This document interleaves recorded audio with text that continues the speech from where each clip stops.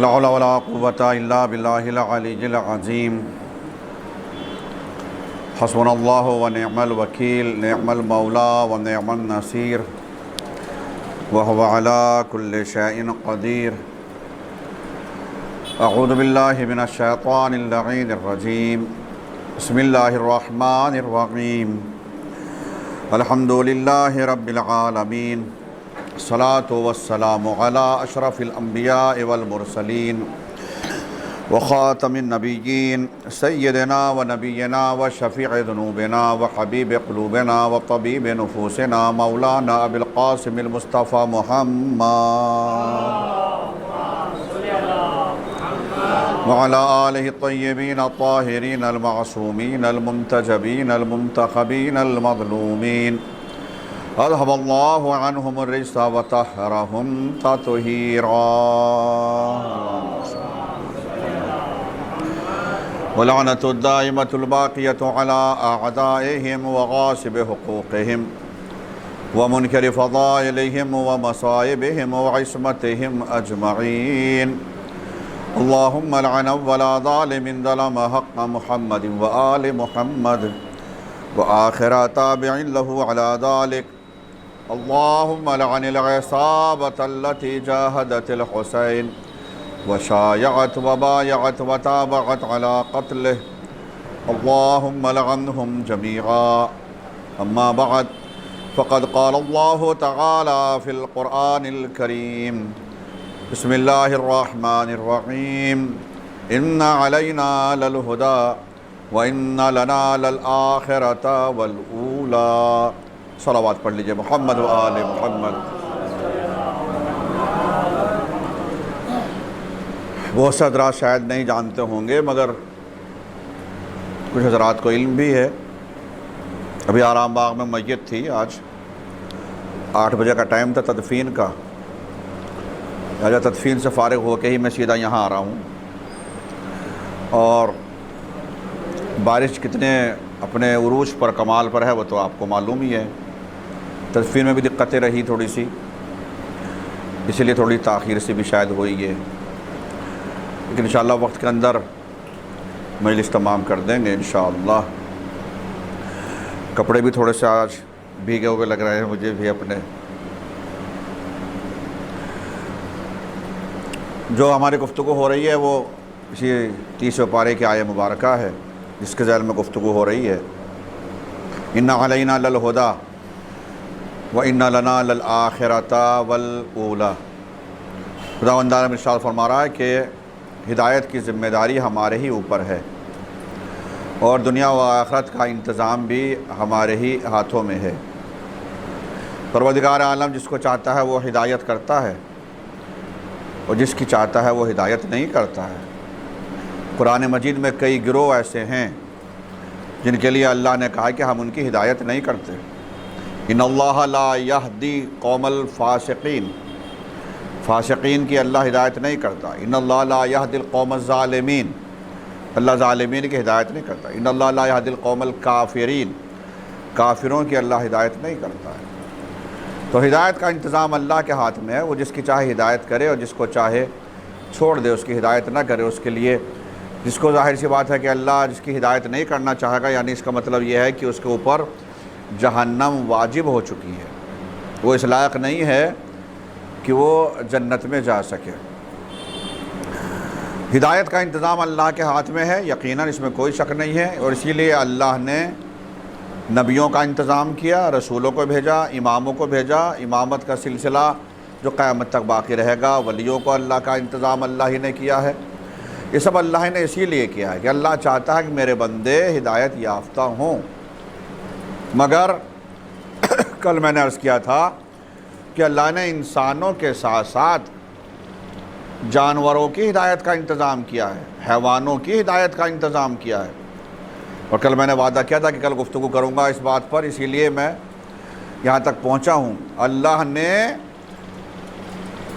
انسانوں کی ہدایت کا انتظام تو کیا ہی ہے، انسانوں کے علاوہ بھی دنیا میں جتنی بھی مخلوق ہے، ہر مخلوق کے لیے اللہ نے ہدایت کا انتظام کیا ہے۔ جو ہمیں چرند نظر آتے ہیں یا یہ پرند نظر آتے ہیں، یہ اس کی وجہ یہی ہے کہ آپ سورہ جمعہ میں آپ پڑھتے ہیں اللہ کیا کہہ رہا ہے، یسبح للہ ما فی السماوات و ما فی الارض، جو کچھ بھی زمینوں میں ہے آسمان، سب اللہ کی تسبیح و تحلیل کر رہے ہیں، سب اللہ کی عبادت کر رہے ہیں۔ تو سب اللہ کی عبادت اسی لیے کر رہے ہیں کہ اللہ نے بھی ان کی ہدایت کا انتظام کیا ہے، لیکن ان کی ہدایت کس طریقے سے ہوگی؟ کیا اسی طریقے سے ہدایت حیوانوں کی ہدایت جو ہوگی کیا اسی طریقے سے ہوگی جس طریقے سے انسانوں کی ہدایت ہے؟ انسانوں کے لیے تو اللہ نے نبیوں کو بھیجا ہے، رسولوں کو بھیجا ہے، اماموں کو بھیجا ہے، ولیوں کو بھیجا ہے۔ کیا ان جانوروں کے لیے بھی اللہ نے کچھ ایسا اہتمام و انتظام کیا ہے؟ نہیں میرے عزیزو۔ ہدایت کی دو قسمیں ہیں، دو طریقے ہیں ہدایت کے۔ ایک طریقہ ہے جس کو کہا گیا ہدایت بالواسطہ، اور دوسرا طریقہ ہے جس کو کہا گیا ہدایت بلا واسطہ۔ یعنی ایک ہدایت وہ ہے جس میں اللہ نے بندوں کی ہدایت کے لیے، اپنے مخلوق کی ہدایت کے لیے کسی کا سہارا لیا ہے، اور ایک ہدایت وہ ہے جس کے لیے اللہ نے ہدایت کے لیے الگ سے کوئی اہتمام انتظام نہیں کیا ہے، بلکہ ہدایت ان مخلوقات میں جب ان کو خلق کیا تبھی ان کی فطرت ہی میں ہدایت رکھ دی، ان کے اندر ہدایت کو ودیت کر دیا، الگ سے ہدایت کرنے کی ضرورت نہیں ہے۔ مثلاً اب آپ دیکھتے ہیں بہت سارے جانور ہیں، میں دو تین جانوروں کی مثالیں دوں گا آپ کو، تو آپ یقیناً میری بات کی تائید کریں گے۔ مثلاً مچھلی ہے، مچھلی اس کے انڈے ہوتے ہیں اور انڈے میں سے بچے نکلتے ہیں، لیکن بچے نکلنے کے بعد ان بچوں کو کوئی سکھاتا نہیں ہے تیرنا، کہ تمہیں کیسے تیرنا ہے۔ پہلے ہی لمحے میں جیسے ہی مچھلی کا بچہ انڈے سے نکلتا ہے فوراً تیرنا شروع کر دیتا ہے، الگ سے نہیں بتایا گیا کہ اس کو سکھائے، دو چار دن الگ سے رکھیں، پہلے کم پانی میں اس کو تیرائیں، پھر زیادہ پانی میں۔ وہ کہیں پر بھی خلق ہوا ہے، کہیں پر بھی پیدا ہوا ہے، لیکن ادھر انڈے سے نکلا ادھر فوراً ہی وہ تیرنا شروع کر دیتا ہے۔ یہ اللہ نے اس کی فطرت میں رکھا ہے۔ آپ بہت ساری اس طرح کی مثالیں لے سکتے ہیں۔ مثلاً آپ فرض کیجئے ایک مرغی کے انڈے لیں، اور مرغی کے انڈوں کو، یا کبوتر کے انڈے لے لیجئے، ایک ہی بات ہے، کبوتر کے انڈے لے لیجئے اور ان کبوتر کے انڈوں کو مرغی کے نیچے رکھ دیجئے، گرمی دلانے کے لیے، بچے نکلوانے کے لیے۔ فرض کیجئے آپ نے 2 انڈے لے لیے، کبوتر کے انڈے ہیں، اور اس کو رکھیں مرغی کے جہاں دوسرے انڈے رکھے ہوئے ہیں، جس کے اوپر مرغی بیٹھ رہی ہے، گرمی پہنچا رہی ہے، وہیں پر آپ نے کبوتر کے انڈے رکھ دیجئے۔ جب مرغی کے بچے نکلیں گے تو ظاہر سی بات ہے ان انڈوں سے بھی بچے نکلیں گے، اور جب بچے نکل گئے کبوتر کے، پھر ان کو، ان کے والدین کو دکھاؤ ہی مت، ان کی پوری نسل ہی نہ دکھاؤ، کس کے انڈے ہیں، کبوتر کسے کہتے ہیں، کبوتر دیکھے ہی نہیں ہے۔ لیکن اس کے باوجود جب یہ کبوتر کے بچے بڑے ہوں گے تو یہ مرغی کے ساتھ نہیں ہوں گے، ان کی فطرت اپنی واپس فطرت پر پلٹ آئیں گے جو ان کی فطرت ہے۔ فرض کرو یہی بچے ہیں کہ اب جب یہ انڈے دیں گے اور جب یہ کبوتر کے بچے پھر انڈے دیں گے، تو کبوتر کی ایک فطرت ہے، مرغی جب بچے نکالنا چاہتی ہے تو مرغی انڈوں پر بیٹھتی ہے، لیکن کبوتر کا یہاں یہ مسئلہ نہیں ہے۔ کبوتر کا یہاں مسئلہ کیا ہے کہ باری باری سے انڈوں کو گرمی پہنچاتے ہیں، یعنی تھوڑی دیر کبوتر بیٹھے گا، تھوڑی دیر مادہ کبوتر یعنی کبوتری بیٹھے گی اس کے اوپر۔ تو یہ اللہ نے اس کی فطرت میں رکھا ہے، جبکہ انہوں نے اپنی نسل کو دیکھا ہی نہیں، جانتے ہی نہیں، مرغی کے نیچے نکلے ہوئے تھے، لیکن اس کے باوجود یہ واپس اپنی فطرت کے اوپر پلٹ آئیں گے۔ میں اور اس سے بڑی مثال دوں اور زیادہ واضح کرنے کے لیے، لیکن پہلے ایک بار صلوات پڑھ لیجئے آپ حضرات۔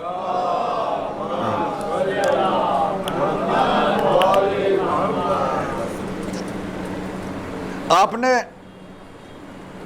چونکہ قرآن مجید میں تذکرہ موجود ہے چیونٹی کا بھی. یہ چیونٹی جو ہے یہ بڑی ہوشیار ہے، اور کتنی دماغی اور کتنی ہوشیار ہے اس کا اندازہ لگائیے اب آپ. اور اللہ نے اس کے اندر فطرت کو، اس کے اندر ہدایت کو کس انداز سے ودیعت کیا ہے. آج کل برسات کا زمانہ ہے، تو برسات کے زمانے میں یہ چیونٹی اپنی غذا کو پہلے ہی ذخیرہ کر لیتی ہے، جمع کر لیتی ہے کہ برسات آنے پر پھر کھانے کو ملے گا یا نہیں ملے گا، کیا ہوگا. اس لیے چیونٹی پہلے ہی سے اپنی غذا کا انتظام کر لیتی ہے، اپنے بلوں میں پہلے سے اکٹھا کر لیتی ہے. لیکن جس ذخیرے کو وہ جمع کرتی ہے، اکٹھا کرتی ہے اپنے فیوچر کے لیے، اس کے لیے اتنا انتظام کرتی ہے کہیں ایسا نہ ہو کہ میں اکٹھا تو کر لوں لیکن وہ خراب ہو جائے. تو خرابی سے بھی اس کو بچانا ہے، چونکہ اگر پانی کی ذرا سی بھی سیلابن پہنچ گئی تو اگ سکتا ہے. مثلا گیہوں کے دانے ہیں یا جو بھی اس کی غذا ہے تو اگ نہ جائے، تو اس کے لیے وہ انتظام یہ کرتی ہے کہ کہیں خراب نہ ہو جائے. اب مثلاً فرض کریں کہ گیہوں کا دانہ ہے، تو گیہوں کے دانے جو اکٹھے کر کے وہ لے کے گئی ہے اپنے بل میں، جب وہ اس کو رکھتی ہے آئندہ کے لیے تو اس گیہوں کے دانے کے 2 ٹکڑے کر دیتی ہے. اس لیے کہ اگر یہ دانہ صحیح رہا، ثابت رہا، سالم رہا تو یہ اگ جائے گا. لیکن اگر اس کے 2 ٹکڑے ہو گئے تو یہ اگے گا نہیں. تو گیہوں کے دانے کو ایک کے بجائے 2 ٹکڑے کر کے رکھ دیتی ہے. یہ اس کی اللہ نے اس کو سکھا کے بھیجا ہے. اب یہی چیونٹی فرض کیجئے گیہوں کے بجائے دھنیے کا دانہ ہے. دھنیا تو سمجھتے ہیں نا، کورنڈر. دھنیے کا دانہ ہے. کچھ حضرات ایسے ہوں گے کہ جو شاید گاؤں سے بھی تعلق رکھتے ہوں گے، کھیتی باڑی سے بھی تعلق رکھتے ہوں.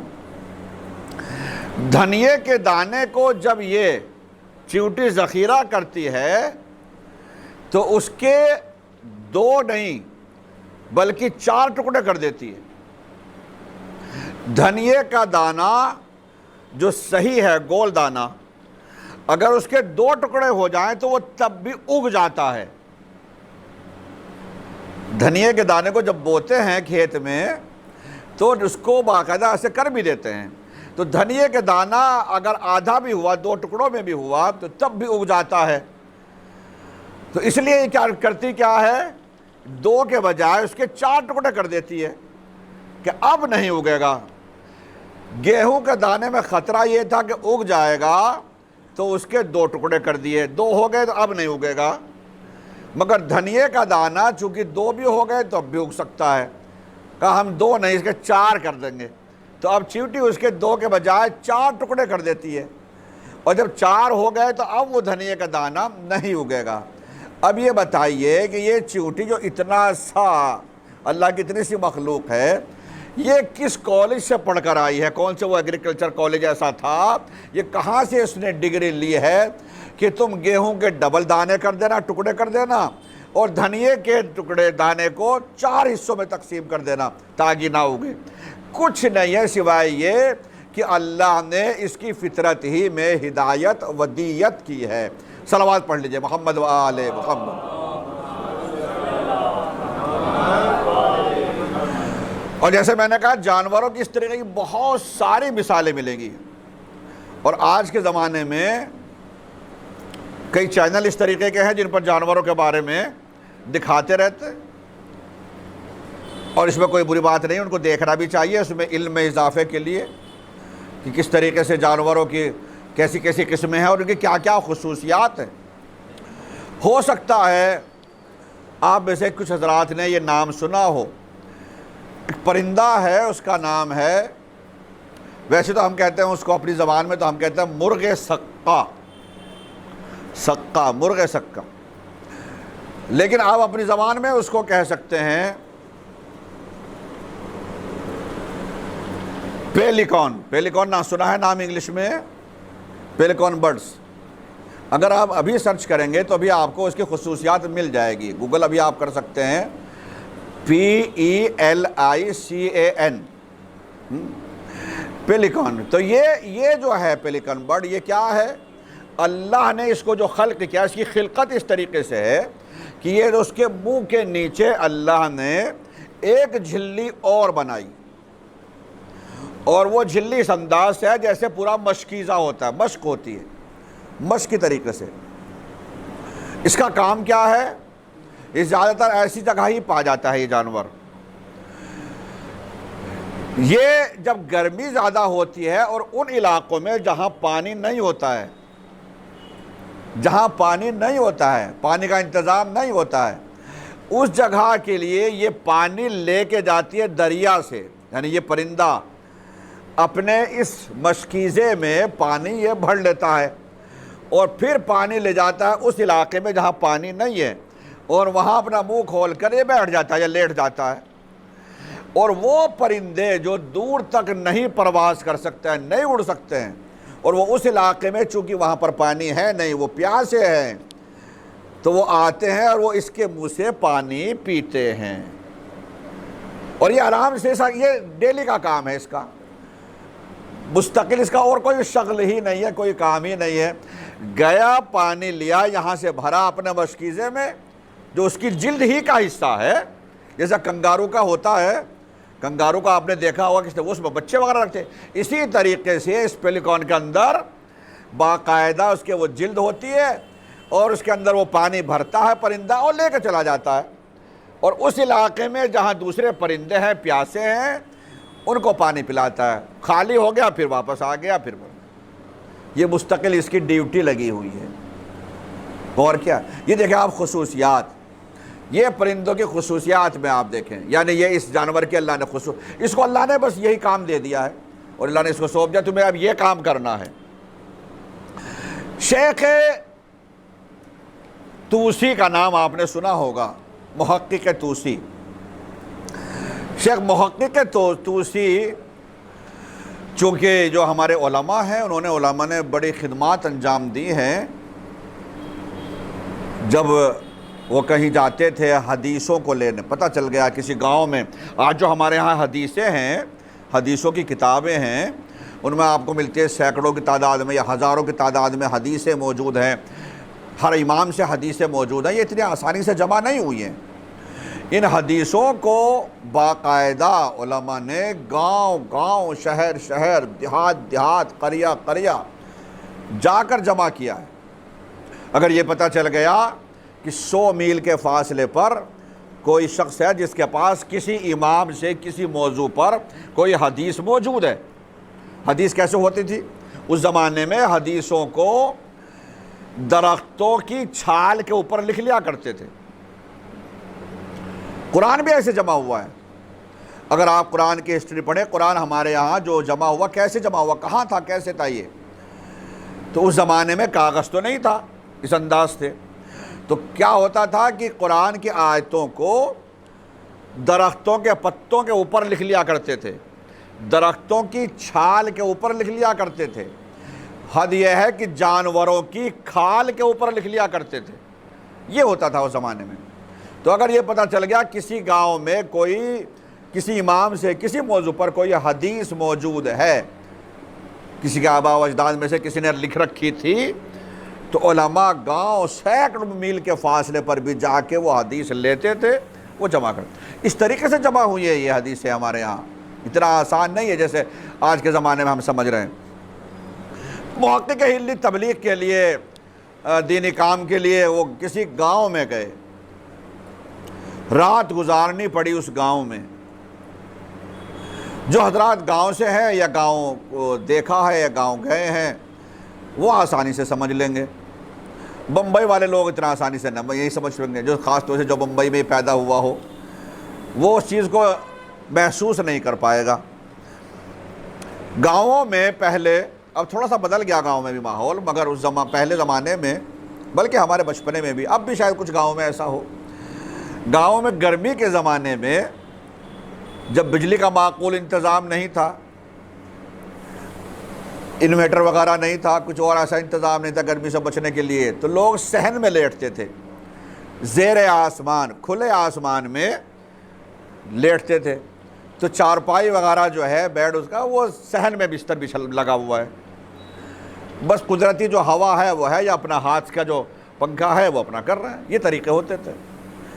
محقق ہلی جس گاؤں میں گئے اور جس شخص کے یہاں مہمان ہوئے، اس میزبان نے رات جب گزرنے کا وقت آیا تو اس نے کہا کہ جناب شیخ صاحب یہ بتائیے آپ اندر لیٹیں گے یا یہاں باہر صحن میں؟ تو گرمی زیادہ تھی. محقق نے کہا کہ نہیں، میں صحن میں لیٹوں گا، میرا بستر یہیں باہر لگا دیجئے صحن میں. کہ ٹھیک ہے، باہر تو میں لگا دوں گا، مگر رات کو بارش ہوگی، رات کو بارش ہوگی. محقق کہتا ہے انہوں نے اوپر نیچے ایسے دیکھنا شروع کیا کہ بارش کا تو کوئی دور دور تک کوئی اثرات ہے ہی نہیں، اور یہ کیسے کہہ رہا ہے کہ بارش ہوگی؟ کہ نہیں، بارش کا کوئی حساب نہیں ہے، بارش نہیں ہوگی.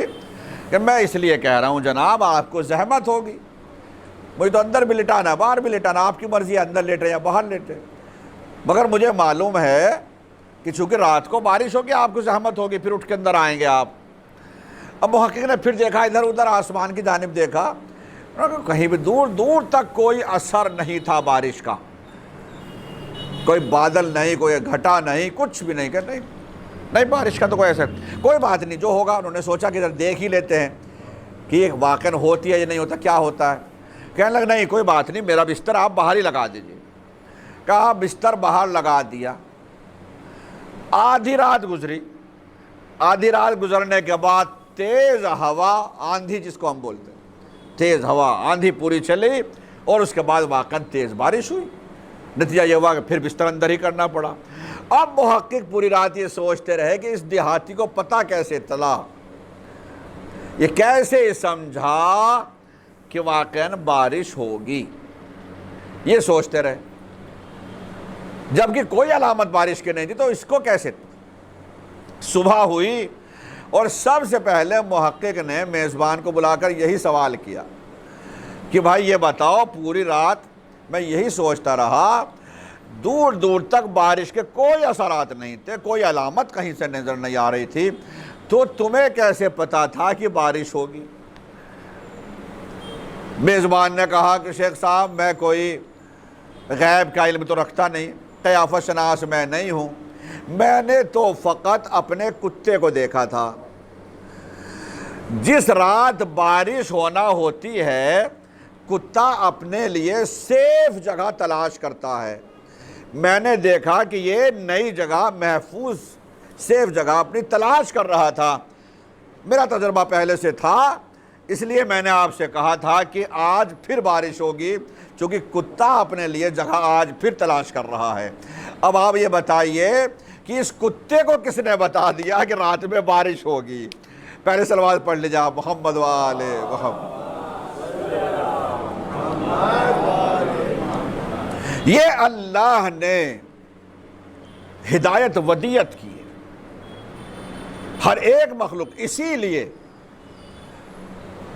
جناب موسیٰ علیہ السلام اور ساتھ میں ان کے خلیفہ جناب ہارون بھی تھے، اس میں گفتگو انشاءاللہ کریں گے. جب فرعون کے پاس گئے، چونکہ فرعون نے تو خدائی کا دعویٰ کر رکھا تھا، انا ربکم الاعلی، مگر پتہ چلا کہ جناب یہ تو ہمیں خدا مانتے ہی نہیں. وہ تفصیل سے بعد میں بیان کریں گے کسی مجلس میں. تو فرعون نے کہا مر ربکما یا موسیٰ، پھر یہ بتاؤ تم کس کو اپنا خدا مانتے ہو، تم دونوں کا رب کون ہے؟ تو اس وقت جناب موسیٰ نے کہا ربنا الذی آتا کل شیء خلقہ ثم ہدی، ہمارا رب وہ ہے جس نے ہر ایک چیز کو خلقت عطا کی ہے، یعنی ہر چیز کا خالق وہی ہے، پھر اس کو آزاد نہیں چھوڑا ہے، اس کی ہدایت کا انتظام بھی کیا ہے. یہ جناب موسیٰ نے فرعون سے کہا اللہ ہر چیز کا خالق ہے اور خلق کرنے کے بعد اس کی ہدایت کا انتظام کیا ہے. کچھ کا انتظام ایسے کیا جیسے میں آپ کو بتا رہا ہوں، یہ بتایا جیسے نبیوں کو بھیجا، رسولوں کو بھیجا، اماموں کو بھیجا، کچھ کی اللہ نے خلقت ہی میں ہدایت کو رکھ دیا، الگ سے سیکھنے کی ضرورت نہیں ہے۔ اور فرما رہے ہیں آپ، اس کی مثالیں میں نے جانوروں کی کئی مثالیں آپ کو دے دی، بہت ساری مثالیں۔ شہد کی مکھی کی مثال دیکھ لیجیے کس طریقے سے وہ گھر بناتا ہے۔ شہد کی مکھی کیسے گھر بناتی ہے؟ بہت سے لوگوں نے یہ چاہا پہلے، اب تو خیر مکھی پالن بھی ہو رہا ہے، شہد کی مکھی کو پالا بھی جا رہا ہے، شہد کا کاروبار لوگ کر رہے ہیں، یہ جاننے کے لیے کہ آخر دیکھیں یہ اپنا گھر کیسے بناتی ہے۔ تو شیشے لگا دیے لوگوں نے، یہ شیشے لگا دیتے، تو وہ گھر بعد میں بناتی ہے، پہلے اس شیشے کو دھندلا کر دیتی ہے، کوئی باہر سے دیکھنے نہ پائے۔ دیکھا آپ نے، شیشے جو لگے وہ باہر سے کچھ نظر نہیں آئے گا اندر، بھلے وہ شیشے لگے ہوئے ہیں، پلاسٹک کے ڈبے کوئی لگا لیجئے کچھ اور، تو پہلے اس کو بند کر دیتی ہے، اس کو کہ باہر سے کوئی ہمارا یہ علم چرا نہ لے، یہ فن ہمارا کوئی سیکھ نہ لے، تو اس لیے پہلے اس کو بند کر دیتی ہے، اس کو دھندلا کر دیتی ہے یا گندا کر دیتی ہے، پھر اپنا گھر بناتی ہے۔ اس کی مثالیں اور بہت ساری مل جائیں گی۔ ایک چیز مجھے یاد آ گئی، وہ بھی عرض کرتا چلوں، چونکہ خود ہادی تھے، اور ایسے ہادی جس نے پیدا ہوتے ہی اپنی نبوت کا اعلان کیا، کون ہے؟ جناب عیسیٰ علیہ السلام، اللہ ان پر بھی، جناب عیسیٰ علیہ السلام پیدا تو ہوتے ہی نبوت کا اعلان کر دیا، انی عبداللہ آتانی الکتاب وجعلنی نبیّا، میں اللہ کا بندہ ہوں، اللہ نے مجھے کتاب یعنی انجیل عطا کی ہے اور نبی بنا کر بھیجا ہے۔ مگر نبیوں کا کام فقط ایسا نہیں تھا جیسے آج کے زمانے میں مولویوں کا ہے، یعنی دوسروں کے اوپر نہیں رہا کرتے تھے، اپنا کسب معاش کرتے تھے، اپنا بزنس کرتے تھے، یا اپنا مولویوں نے بزنس کیے، کیا بولتے ہیں، نبیوں نے بزنس کیے ہیں، باقاعدہ تجارتیں کی، جیسے خود رسول اللہ نے بھی، یا اپنا اور ذریعہ معاش اپنا کیا تھا، بھیڑیں بکریاں پالنا، اس زمانے میں یہ بھی ایک ذریعہ معاش تھا، بھیڑیں پالنا، بکریاں پالنا، گھوڑے پالنا، اور پھر ان کی تجارت بھی ہوتی تھی۔ تو یہ سب ہوتا تھا اس زمانے میں، تو نبی بھی یہ سب کیا کرتے تھے۔ جناب عیسیٰ کیا کریں؟ ٹھیک ہے، نبی ہے وہ اپنی جگہ، لیکن کھانا بھی تو کھانا ہے، دوسروں کے ٹکڑوں پر تو نہیں۔ تو ایک دن جناب مریم جناب عیسیٰ ہی کو لے گئی ایک شخص کے پاس، تاکہ گھر کا کچھ کام، مطلب یہ کچھ شام کام سیکھ لیں اور گھر کا ذرا بوجھ ہلکا ہو جائے، اور ٹھیک سے ذرا گھر کا ذریعہ معاش کچھ ہو جائے گا۔ تو یہ سوچتے ہوئے اس زمانے میں ایک شخص تھا، ذرا غور سے سنیے گا، اور آج ساری باتیں وہی ہو رہی ہیں جو بہت سے آپ میں سے بہت سے لوگ شاید نہ جانتے ہوں۔ رنگریز نام سنا ہے آپ نے؟ رنگریز، رنگریز کسے کہتے ہیں؟ بامبے والے شاید جلدی سے نہ جانتے ہوں، جو کپڑوں کے اوپر رنگ دیتا ہے، رنگ چڑھاتا ہے نا۔ آج کے زمانے میں ہم لوگ کے یو پی کے خاص طور سے جو حضرات ہیں وہ زیادہ بہتر جانتے ہیں، اس زمانے میں زیادہ ان کی ضرورت پڑتی ہے۔ جو کپڑے دوسرے رنگ کے ہوتے ہیں تو ان کو آسانی سے کالا کپڑا کرنے کے لیے ایام اعضاء میں تو وہ رنگریز لوگوں کے پاس آ جاتا ہے، پوری ایک قوم ہے رنگریز، دکانیں ہیں ان کی، تو وہ کپڑوں کو رنگ دیتے ہیں۔ جناب مریم جناب عیسیٰ کو ایک رنگریز کے پاس لے گئی تاکہ یہ کام سیکھ لے، دو پیسے کمائیں۔ تھا بچپنا ہی، مگر تو جو رنگریز تھا، طریقہ کیا ہے آپ میں سے شاید کچھ لوگوں نے دیکھا بھی ہو، ان کے پاس وہ مٹکے ہوتے ہیں پانی سے بھرے ہوئے، رنگ ڈلتا ہوا ہے، جس کپڑے کا رنگ چاہیے وہ اس میں کپڑے کو ڈالا، تھوڑا سا رنگ ڈالا اس میں، لیکن اگر کسی اور کلر کا کپڑا ہے تو وہ دوسرے مٹکے میں ڈلے گا۔ الگ الگ برتن ہیں ان کے پاس۔ ایک دن مالک، دکاندار، وہی رنگریز کسی کام سے جانے لگا، تو اس نے جناب عیسیٰ سے کہا کہ میں تو جا رہا ہوں اور یہ کپڑے ہیں، ڈھیر تھا کپڑوں کا، گڑھڑی بندھی ہوئی، ان کپڑوں پر رنگ کر دینا۔ کیسے کرو گے؟ کہا میں نے کس کپڑے پر کس طریقے کا رنگ ہونا ہے اسی رنگ کا دھاگا باندھ دیا ہر ایک کپڑے میں، پہچان کے لیے ہر ایک کپڑے میں مالک نے دھاگا باندھ دیا۔ اس کپڑے میں ریڈ کلر ہونا ہے تو ریڈ کلر کا دھاگا باندھ دیا، اس پہ بلیو ہونا ہے تو بلو کا کر دیا، اس پہ جو بھی گرین ہے تو گرین۔ اس طریقے سے کپڑے میں دھاگے باندھ دیے کہ ان پر اسی کلر کا کلر کر دینا، جس طرح کلر کا وہ دھاگا ہے۔ خود چلا گیا۔ جناب عیسیٰ نے سارے کپڑے اٹھائے اور ایک ہی مٹکے کے اندر ڈال دیے۔ اب وہ آیا مالک واپس، آنے کے بعد اس نے پوچھا رنگ ہو گیا؟ کپڑوں پر رنگ کر دیا؟ کہاں ہو رہے ہیں؟ کہاں ہو رہا ہے کیا اس مٹکے میں؟ کہ سارے، کہاں سارے اسی میں ڈال دیے میں نے، سارے اسی میں ہو رہے ہیں۔ ارے تم نے غضب کر دیا، یہ کیا کیا؟ یہ تو سارے برباد ہو گئے، یہ کیسے رنگ چڑھے گا؟ سب برباد، یہ تم نے کیا کیا؟ اب وہ ٹینشن میں آ گئے۔ جناب عیسیٰ نے کہا ٹینشن لینے کی ضرورت نہیں ہے، ٹینشن میں کہہ رہا ہوں، جناب عیسیٰ نے ٹینشن نہیں کہا تھا۔ تم فکر مت کرو۔ کیا فکر کیوں نہ کرو؟ جناب عیسیٰ نے کہا اچھا سنو، گئے اس مٹکے کے پاس اور ایک کپڑے کو نکالا، اور نکالنے کے بعد پوچھا اس پہ کیسا کلر ہونا تھا؟ کہا لال۔ ڈبویا، پھر نکالا، اب جو نکالا تو وہ لال ہی تھا۔ پھر دوسرے کپڑے کو نکالا، اس پہ کیسا ہونا تھا؟ مثلا کہا ہرا۔ ڈبویا اسے، پھر سے نکالا تو وہ ہرا ہی تھا۔ کوئی مثلا کالا ہونا تھا، کالا، ڈبویا، اب نکالا تو واقعاً وہ کالا ہی تھا۔ مالک رنگریز رنگ بتاتا چلا گیا۔ جناب عیسیٰ کپڑے کو ڈبوتے تھے، اب جو نکالتے تھے، جو نام وہ بولتا تھا، جو کلر بولتا جا رہا تھا، کپڑے پر وہی کلر ہوتا جا رہا تھا۔ صلوات پڑھ لیجئے محمد والے۔ رنگریز حیران ہو گیا، یہ کیا؟ کدھر وہ کہتا جا رہا ہے، رنگ اسی طریقے سے کا چڑھتا جا رہا ہے۔ جناب عیسیٰ نے تب کہا میں تیری دکان پر ضرور آیا ہوں، لیکن اللہ نے مجھے بھی علم عطا کیا ہے۔ کیا ہے؟ انی عبداللہ، تمہیں یہ معلوم نہیں ہے اللہ نے ہمیں نبی بنا کر بھیجا ہے۔ انی عبداللہ آتانی الکتاب وجعلنی نبی۔ یا صلوات پڑھ لیجئے محمد و آل محمد۔ تو عزیزان گرامی، یہ ہدایت اس طریقے سے اللہ نے کیا، خلقت میں ہدایت۔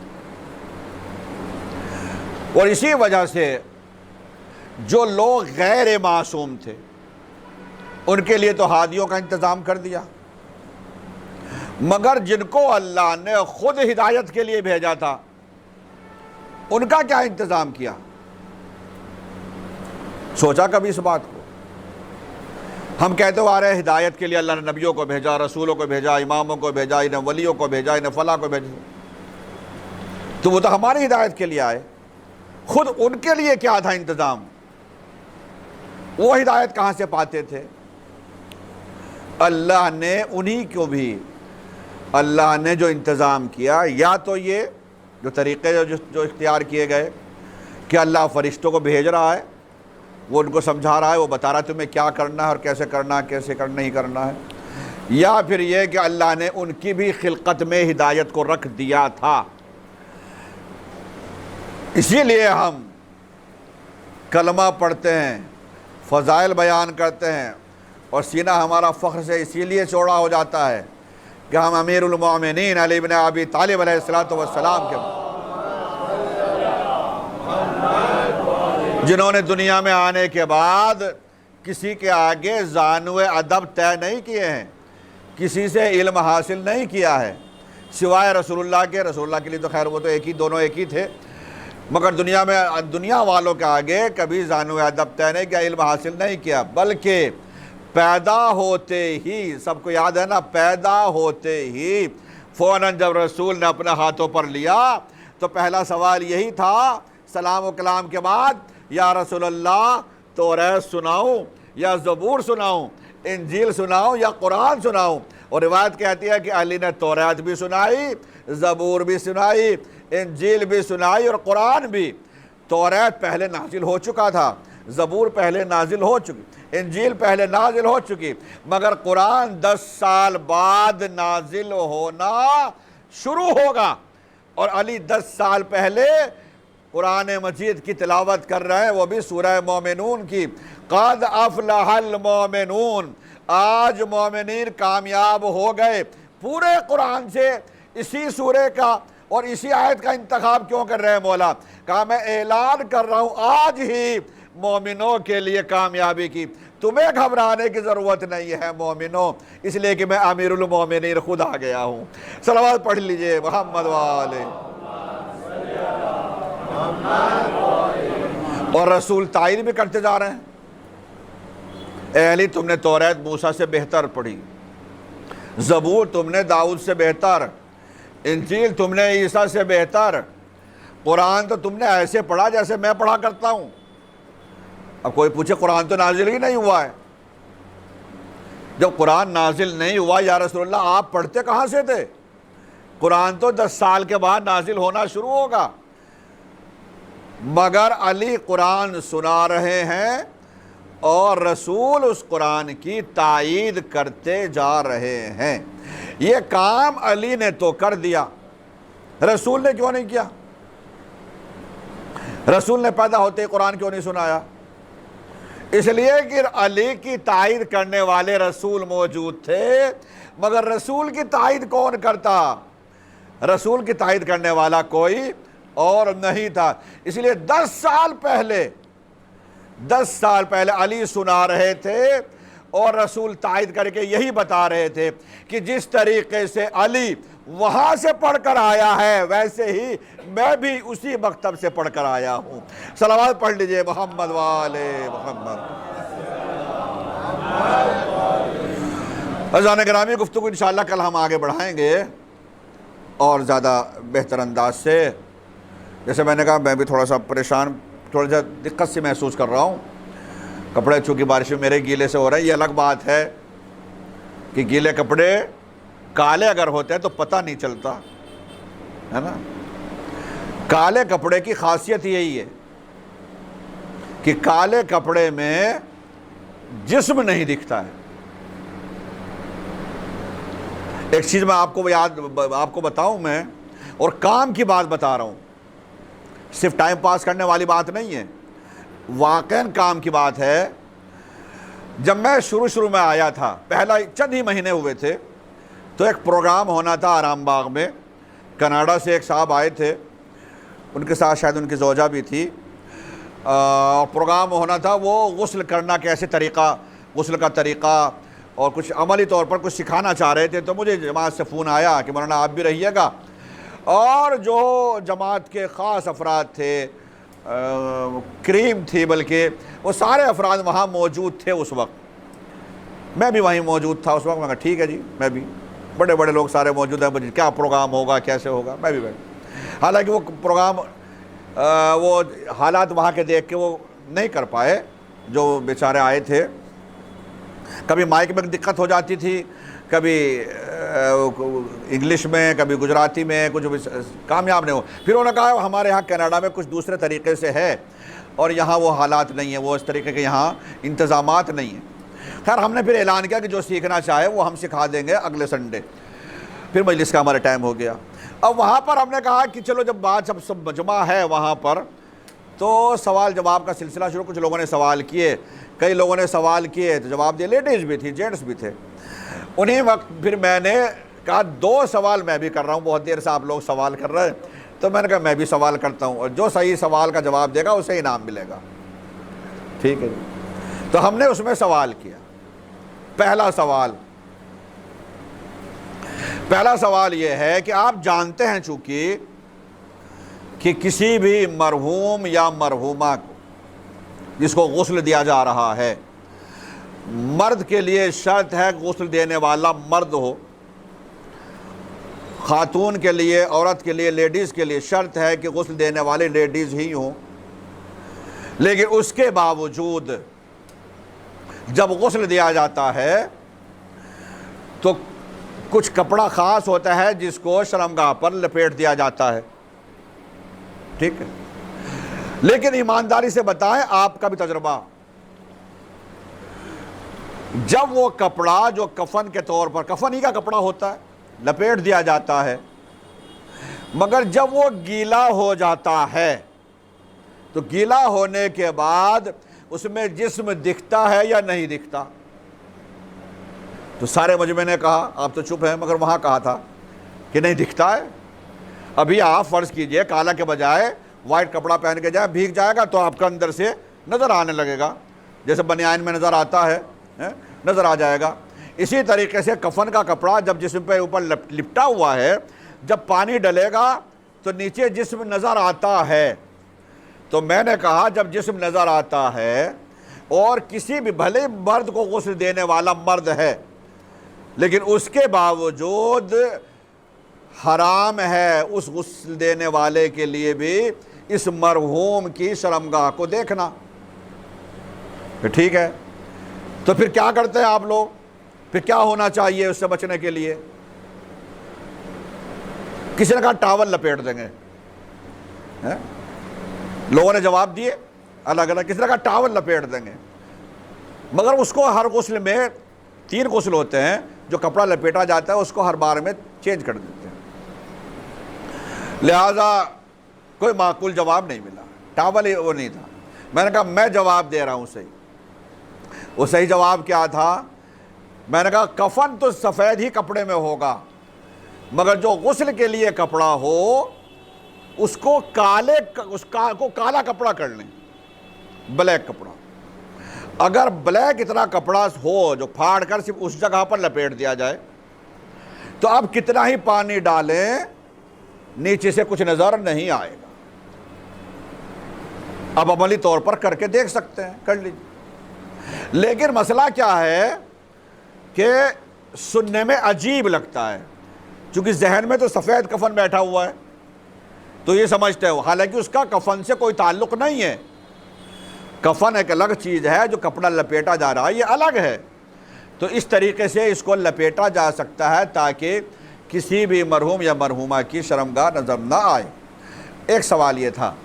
دوسرا سوال اور وہ یہ کہ ایک انسان رات میں سویا، 3 غسل تو واجب ہیں کسی بھی مرحوم یا مرحومہ کے لیے، لیکن ایک انسان کوئی ایسا ہے جس پہ پہلے ہی سے آلریڈی کوئی غسل واجب ہو۔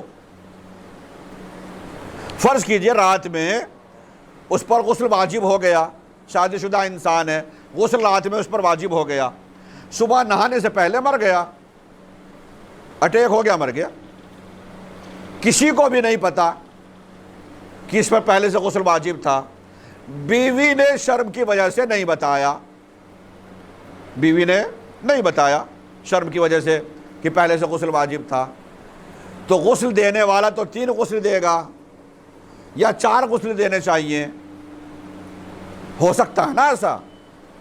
کبھی سنا کسی کو 3 کے بجائے 4 غسل دیے ہوں؟ نہیں۔ لیکن اگر کسی پر پہلے سے کوئی غسل واجب ہے اور اس کا انتقال ہو گیا تو اس کا غسل کتنے دیے جائیں گے؟ ایک سوال یہ کیا تھا، اب بھی میں آپ سے کر رہا ہوں۔ صحیح جواب جس کو معلوم ہے اس کے لیے انعام، مگر آج میں نہیں بتاؤں گا، وہ کل آپ بتائیے گا مجھے یا بعد میں بتائیے گا، جو بتائے گا اس کے لیے انعام ہے۔ صلوات پڑھ لیجئے محمد والے محمد۔ عزیزان گرامی، یہ جو ایام خاص طور سے اس وقت ہم تیزی کے ساتھ چونکہ ایام گزر رہے ہیں، کل میں نے عرض کیا تھا کہ 2 محرم سن 61 ہجری کو والد کربلا امام حسین ہو گئے۔ فرات کے کنارے خیمے لگے 2 محرم کو، 3 محرم کو خیمے یہاں سے ہٹا دیے گئے۔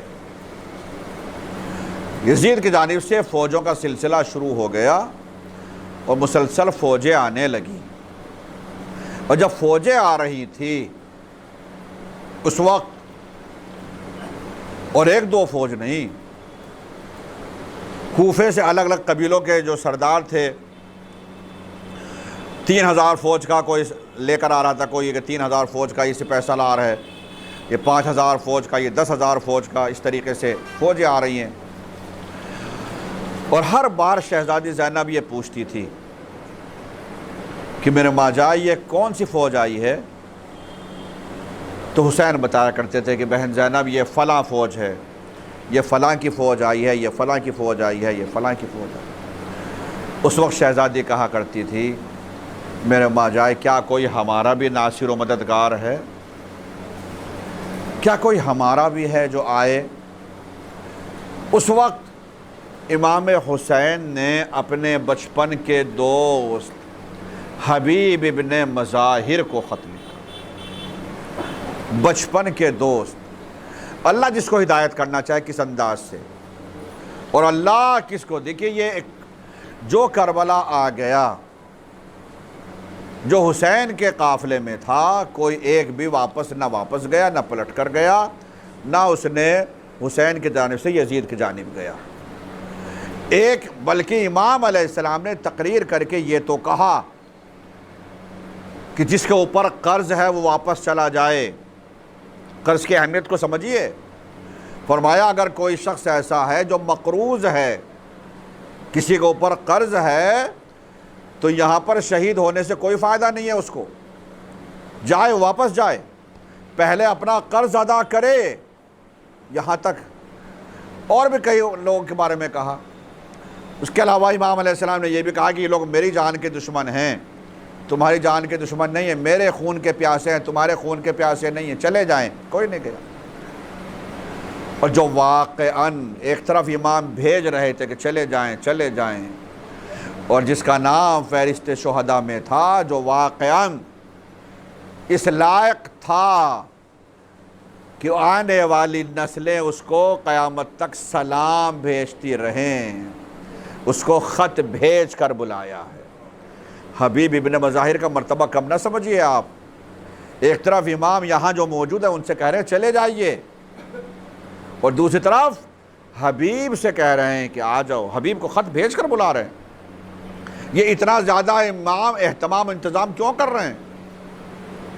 اس لیے کہ امام نہیں چاہتے، امام جانتے ہیں کہ جو یہاں پر شہید ہوگا وہ کون ہوگا؟ جس پر میری نسل کے آنے والے امام بھی سلام بھیجیں گے۔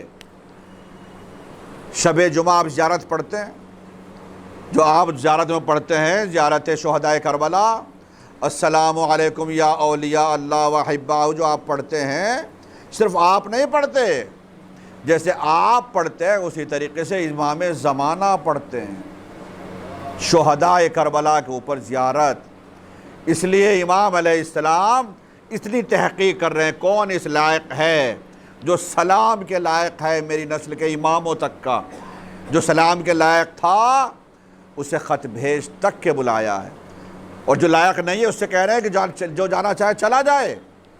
اور پھر آخر میں امام علیہ السلام نے کوئی نہیں گیا، حالانکہ امام علیہ السلام نے تقریر ضرور کیا، کوئی نہیں گیا، چونکہ وہ سارے ہی اس طریقے کے تھے، اتنے پاک و پاکیزہ۔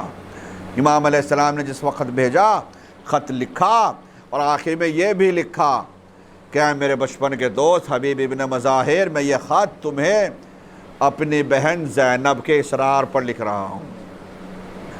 خط لے کر قاصد جاتا ہے۔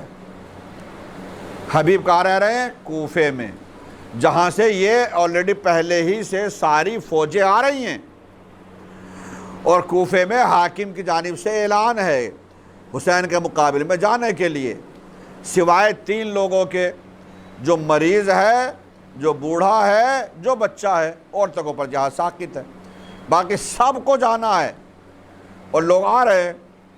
لیکن ادھر حبیب ہیں، جو خط جس وقت پہنچتا ہے، 2 روایتیں ہیں۔ پہلی روایت یہ ہے کہ حبیب اس وقت ایک دکان پر خضاب خرید رہے تھے۔ خضاب، بالوں کو رنگ کرنے کے لیے، داڑھی پر رنگ کرنے کے لیے خضاب خرید رہے تھے۔ جیسے قاصد پہنچا، خط دیا، تو فوراً حبیب نے وہ خضاب پھینک دیا اور کہا کہ اب تو اپنے خون سے ہی اپنے سر کو، اپنے داڑھی کو خضاب کرنا ہے۔ ایک روایت یہ ملتی ہے، اور جو سب سے زیادہ مشہور روایت ہے وہ یہی ہے جو آپ نے ہمیشہ ہر سال ہر بار سنتے ہیں، کہ حبیب اپنی زوجہ کے ساتھ کھانا کھانے میں مصروف تھے، تبھی قاصد گیا، دروازے پر دق الباب کیا، हबीब ने पूछा कौन? आवाज़ आई अना बरीदुल हुसैन, मैं हुसैन का कासिद। हुसैन का नाम सुनते ही हबीब रोने लगे। फ़ौरन दरवाज़े पर गए, कासिद से ख़त को लिया, आँखों से लगाया, बोसा दिया, पढ़ते हुए आ रहे हैं और आँखों से अश्क बह रहे हैं, रो रहे हैं। ज़ौजा ने पूछा किसका ख़त है? कहा हुसैन इब्न अली का ख़त है, फ़र्ज़ंद रसूल का ख़त है। फ़र्ज़ंद रसूल इस वक्त नरगाए आदा में, करबला में, मुसीबतों में घिरे हुए हैं और मुझे मदद के लिए बुला रहे हैं। कहा फिर तुमने क्या सोचा है? कहा मैं ये सोच रहा हूँ कि अगर मैं चला गया तो तुम्हारा क्या होगा। बस जैसे ये जुमला कहा, वाक़ई ज़ौजा हो तो ऐसी इस ईमान के उस मर्तबे पर फाइज। फ़ौरन कहा हबीब वाय हो तुम पर कि तुम्हें फ़र्ज़ंद रसूल बुला रहा है और तुम मेरी परवाह कर रहे हो। और रिवायत में अजीब जुमले मिलते हैं कि फ़ौरन कहते हैं कि हबीब लो मेरी चादर तुम ले लो, मेरी चूड़ियाँ तुम ले लो, लाओ अपनी तलवार मुझे दो, मैं जाऊँगी और फ़र्ज़ंद रसूल की मैं मदद करूँगी। एक मरतबा हबीब ने कहा कि नहीं, मैं तो तेरा इम्तिहान ले रहा था, मैं तो तुझे आज़मा रहा था, भला ये कैसे मुमकिन है कि फ़र्ज़ंद रसूल बुलाए और मैं ना जाऊँ। फ़ौरन ग़ुलाम को बुलाया और ग़ुलाम से कहा कि जाओ मेरा घोड़ा लेकर और आबादी से बाहर पहुँच जाओ और वहाँ पर मेरे घोड़े को तैयार करो, मैं आ रहा हूँ। ग़ुलाम घोड़े को लेकर गया। तो देखिए किस तरीके से मैं आपको बताना चाह रहा हूँ हिस्ट्री। फिर इसके बाद ग़ुलाम, हालात कुछ कूफे के इस अंदाज़ के हैं। चुनांचे हबीब का ग़ुलाम घोड़े को लेकर आबादी से बाहर गया और वहाँ पर उसने घोड़े को तैयार किया सफ़र के लिए। जिस वक्त हबीब पहुँचे हैं, चूँकि हालात को ज़रा समझ रहे थे, और हबीब जिस वक्त पहुँचे तो जाने में ज़रा देर हो गई। और जैसे ही ज़रा देर हुई तो एक मर्तबा ग़ुलाम ने देखा कि हबीब के घोड़े की आँखों से अश्क रवां थे।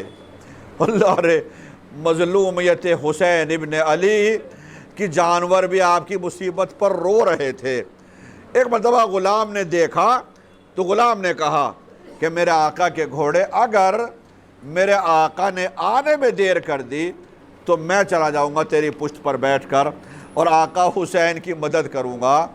जैसे ही ये जुमला कहा, हबीब तब तक आ चुके थे और ग़ुलाम का ये जुमला मौला हबीब ने, यानी मौला ने, आका का ने ग़ुलाम का जुमला सुन लिया। एक मरतबा ग़ुलाम से घोड़ा लिया, घोड़े पर सवार हुए और सवार होने के बाद चलते वक्त कहा ग़ुलाम से कि जा, अल्लाह की राह में हुसैन के सदक़े मैंने तुझे आज़ाद कर दिया। ग़ुलाम भी ऐसा था, कहा नहीं आका, ये भला ये कैसे मुमकिन है, ये इंसाफ नहीं है। जब तक आपकी नुसरत का वक्त था, जब तक आपकी खिदमत का मौका था, आपने हमेशा मुझे अपने साथ रखा।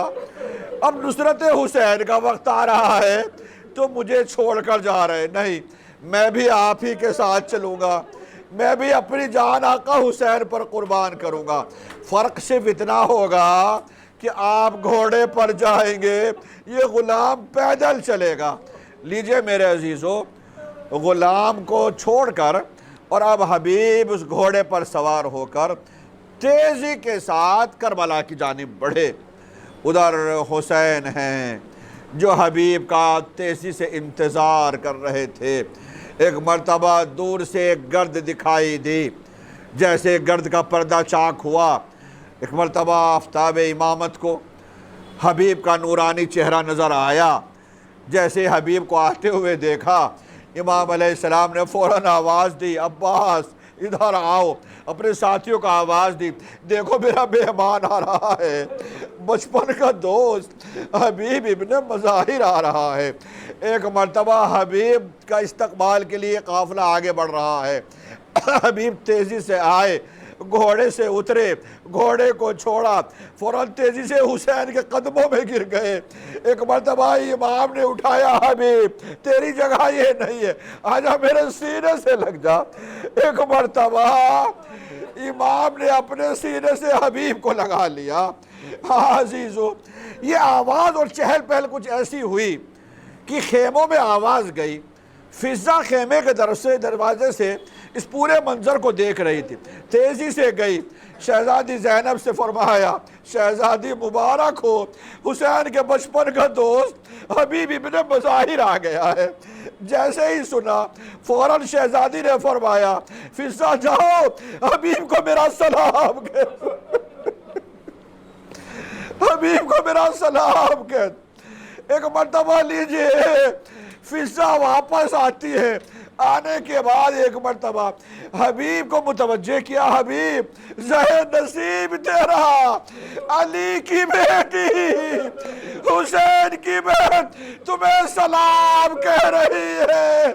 حبیب نے بابا اتار دیا، سر و سینہ پیٹ لیا، ہائے رے میرے آقا پر، میری شہزادی پر وہ مصیبت آ گئی کہ شہزادی بھی غلاموں کو سلام پہنچا رہی ہے۔